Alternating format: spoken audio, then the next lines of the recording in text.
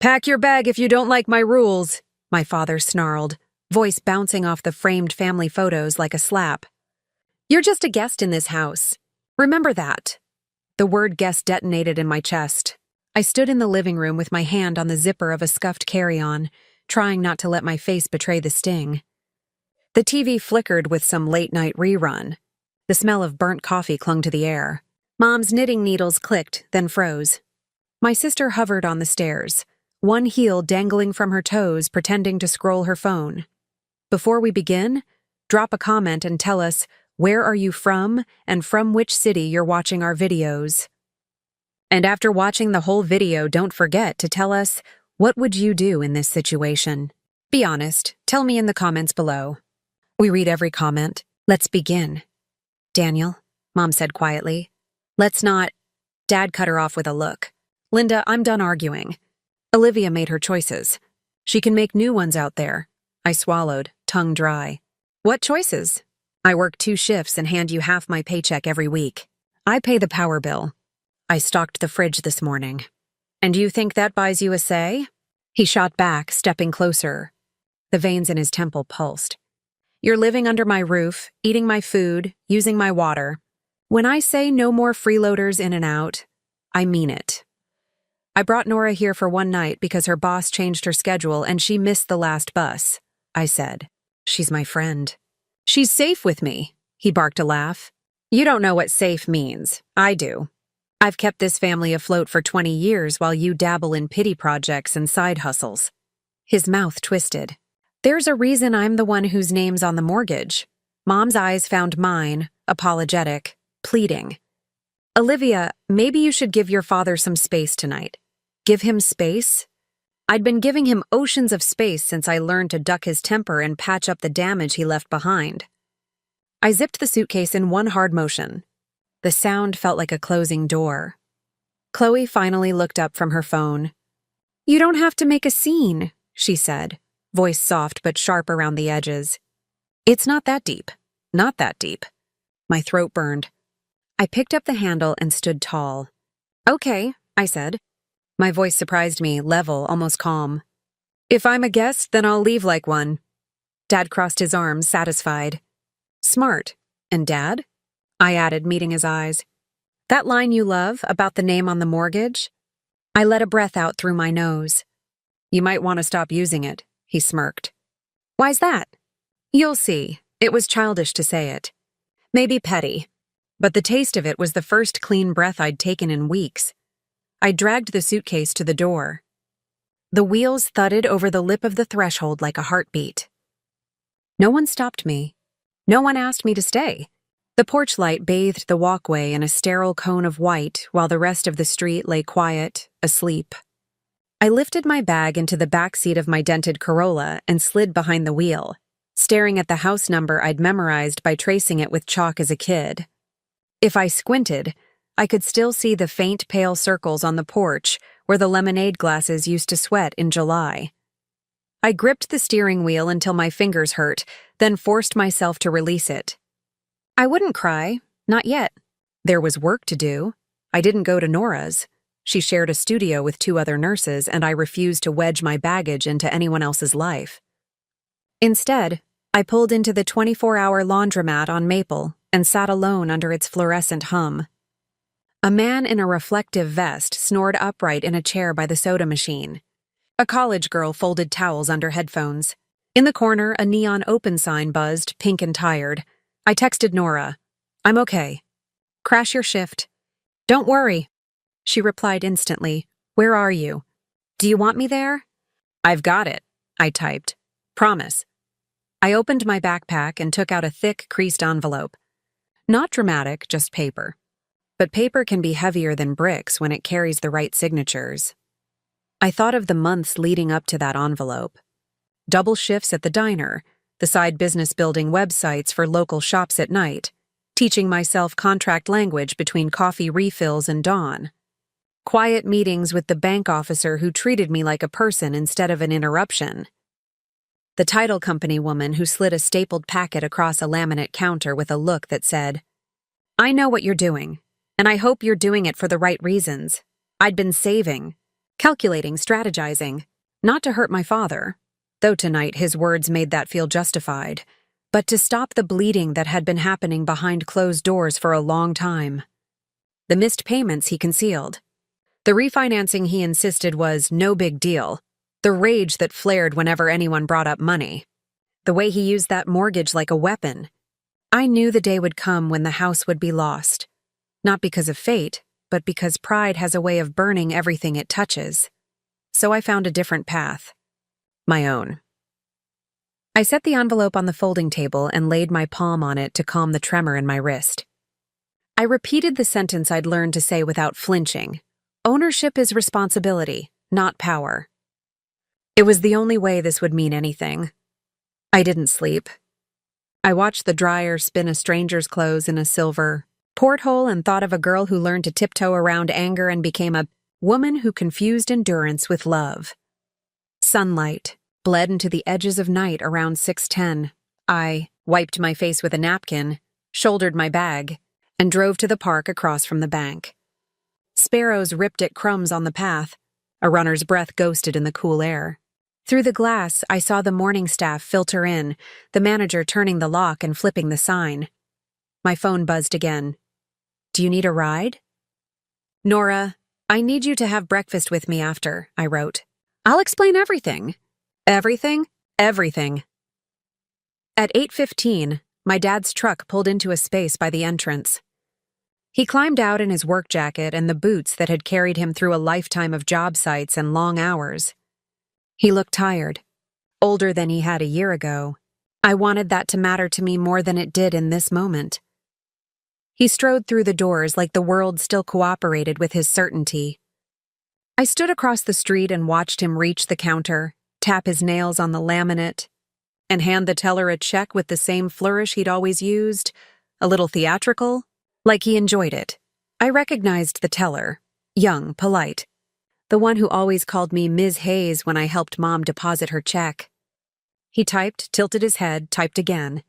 His face changed in small, careful ways people learn in customer service. The flicker of concern, the choice to swallow it, the attempt to make the news less sharp. Dad leaned in, impatient. The teller explained. His mouth moved. Dad's smile faltered. He pointed to the screen. The teller shook his head. The manager came out. Papers, dates, a line of words that would land like a hammer. As of yesterday, deed and mortgage are held by... I couldn't hear it through the glass, but I knew the sentence. I had read it a dozen times, breathless each time. Olivia Hayes. Dad staggered back, one hand braced on the counter. The manager's lips were sympathetic. Sympathy can feel like salt. He turned, slowly, like gravity had doubled, until his gaze lifted past the reflection on the glass and out to the street. To me, our eyes locked across asphalt and morning sun. His face twisted through surprise, then confusion, then something far more fragile than rage. Fear. Not of me, not exactly. Fear of the story he'd told himself finally cracking. The story where control equals care, where possession equals love, where the person who keeps you smallest can claim to be the one who kept you safe. I raised the envelope in my hand and held it like a peace flag that could be mistaken for a weapon. He came out, door chimes soft and cold behind him. "What did you do?" he asked, voice hoarse. "What I had to," I said. My heart drummed. "The house was drowning, Dad. You were drowning with it. I moved it before the bank or some investor did. I took the weight before it crushed us. You took my house. I took responsibility," I said, careful, steady. "There's a difference." He glanced at the envelope. "You think paper makes you powerful?" I shook my head. "No, it makes me accountable." For a long moment, the traffic hissed, and the light changed, and no one noticed a family story rewiring itself on a sidewalk. He turned his face away, jaw clenched so tight the muscle twitched. "You could have talked to me," he said. "I tried," I answered softly. "For years." He stared at the curb. "You made me small. I made myself big," I said. The words were heavier than they looked. "That's not the same thing." He didn't respond. He didn't have to. The silence said what both of us knew. Nothing about this morning would be simple. I didn't want revenge. I wanted room to breathe. I tucked the envelope back into my bag. I'm not here to throw you out. I'm here to lay out terms that protect Mom, protect Chloe, protect the roof we all sleep under. If you'll meet me at the kitchen table at noon, I'll show you the plan. He opened his mouth to argue, then stopped. Noon, he said, like agreeing cost him something real. Maybe it did. I nodded and stepped off the curb toward my car. Behind me, the bank door chimed again. The day had begun. Accountability, not power, I reminded myself, and drove toward the house I had just inherited the burden of saving. The air in the Hayes house felt heavier than I remembered. When I pushed open the door at noon, suitcase still in my trunk, the silence inside was brittle, stretched thin like glass. Mom stood at the counter, hands wrapped around a mug she hadn't sipped from. Chloe lounged at the kitchen island, scrolling her phone, pretending she wasn't listening. Dad sat at the head of the table like a king stripped of his crown but refusing to give up the throne. "Olivia?" Mom whispered, her voice fragile. "What's happening?" "Your father came home. He hasn't said a word since." I set my bag on the floor and slid into the chair across from him. The envelope lay on the table between us, thick with documents that now defined our future. Dad's eyes were bloodshot, jaw locked.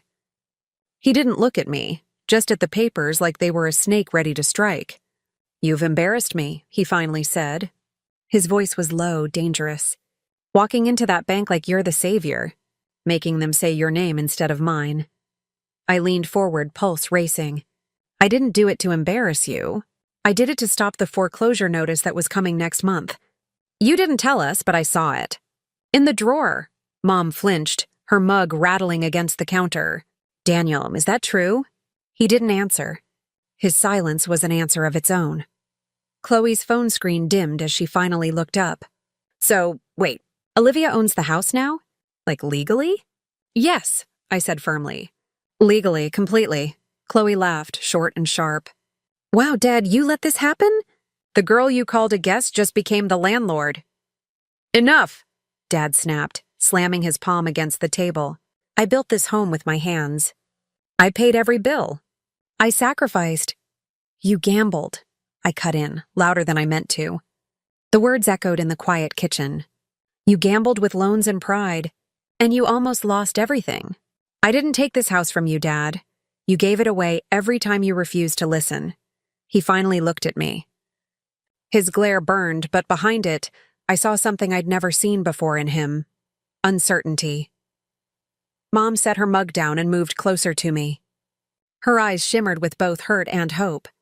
"Olivia, what does this mean for us?" I took a breath, steadying myself.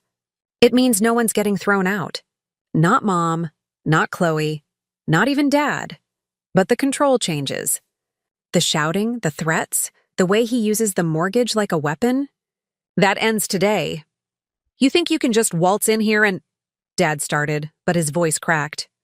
"Yes," I said, cutting him off. My voice didn't shake. "Because it's not about power, Dad. It's about safety.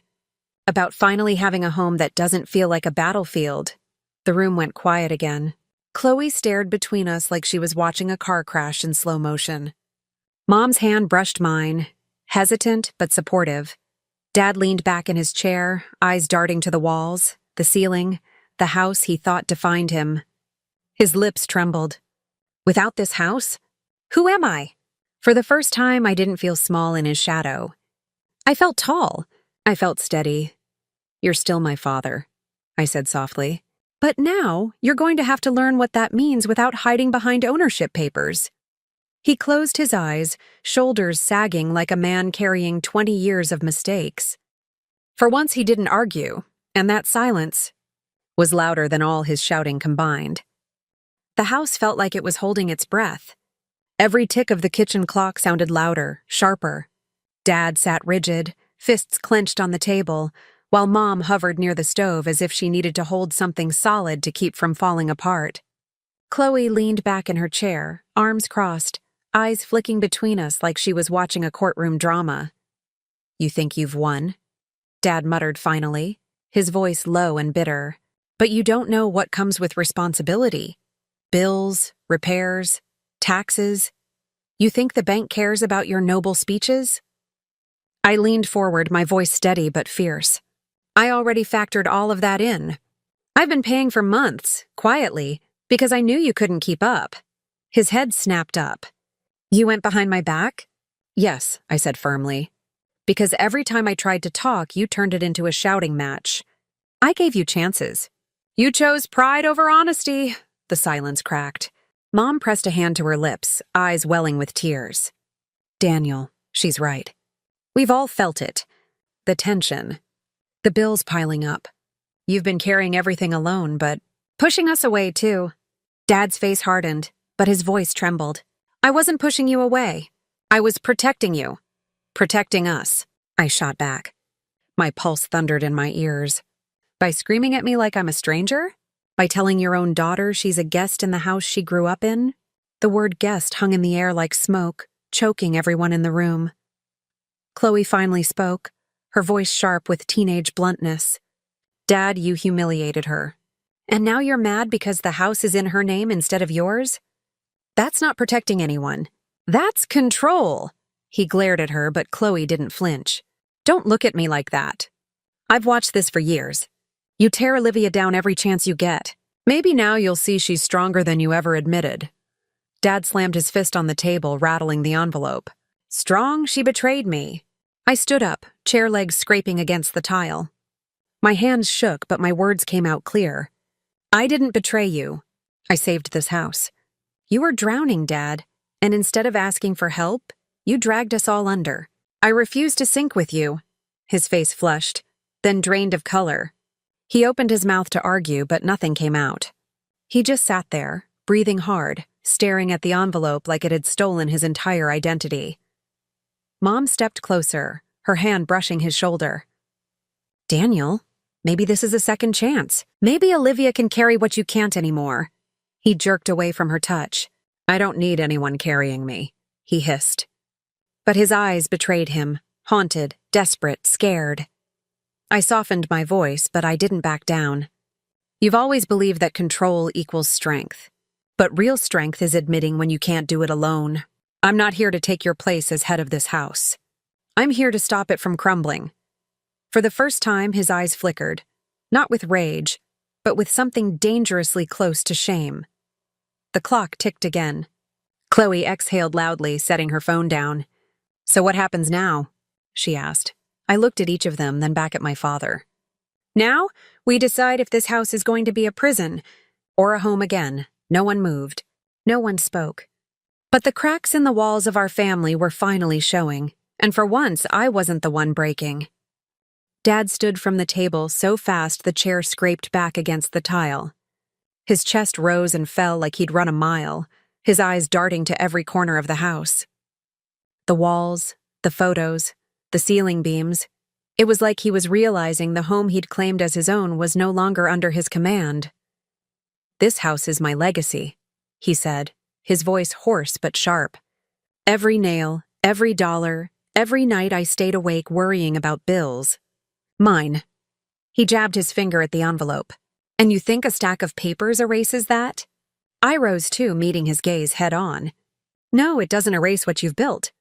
But it also doesn't excuse what you've destroyed in the process. You can't keep holding us hostage with the mortgage, Mom's voice cracked as she spoke. Daniel, she's right. You've let anger replace love in this house. He looked at her like she'd just struck him. Linda, don't, she whispered, her hands trembling around her coffee mug. I've watched our girls walk on eggshells for years. I've watched Olivia carry burdens you never even saw. She deserves better than to be treated like an outsider. The words shook him more than anything I'd said. His jaw tightened, but his eyes glistened with something he refused to let fall. Chloe finally broke the silence, blunt as ever. Dad, if you can't handle that Olivia saved this house, maybe you don't deserve to live in it. Chloe, Mom gasped, but I raised a hand. No, I said firmly. She's right to be angry. We've all been living under the weight of his pride. But this house isn't just his anymore. It's ours, and the only way forward is if he accepts that. Dad's face crumpled, not in rage, but in defeat. He sank back into his chair, staring at his hands. If I'm not the one holding this house together, then who am I? I took a deep breath and sat down across from him. My voice softened. You're still my father. That doesn't change, but maybe it's time you let us hold you too. Stop fighting us like we're the enemy. The room stilled. Even Chloe lowered her arms, her expression shifting from sharp to uncertain. For a long time, Dad didn't answer. His shoulders hunched forward, the image of a man carrying 20 years of battles he never admitted he was losing. Then finally he whispered, I don't know how to stop fighting. I reached across the table and slid the envelope toward him. Then start by signing this. It makes everything official. You'll still live here. Mom will still live here. Chloe too. But the threats, the yelling, the guilt trips, they end. You don't get to use this house against us anymore. His hand hovered over the papers, trembling. His pride screamed at him to resist, but the truth had already hollowed him out. Slowly, hesitantly, he picked up the pen. The scratch of ink on paper sounded louder than his shouting ever had. When it was done, he pushed the pen away like it weighed 100 pounds. He didn't look at me, but his voice broke as he said, I don't deserve your forgiveness. I swallowed hard, my throat aching. Maybe not today, but you can earn it, if you choose to. Mom's tears finally fell, silent but steady. Chloe grabbed her phone again, but this time she wasn't hiding behind it. She was wiping at her eyes, pretending she wasn't moved. For the first time in years, the Hayes house felt different. Not fixed, not healed, but no longer suffocating under one man's pride. As I gathered the papers back into the envelope, I caught Dad looking at me, not with anger, but with something fragile. Something almost like respect. And in that moment, I realized this wasn't about revenge. It was about reclaiming the home we all deserved. The house wasn't his anymore. It was finally ours.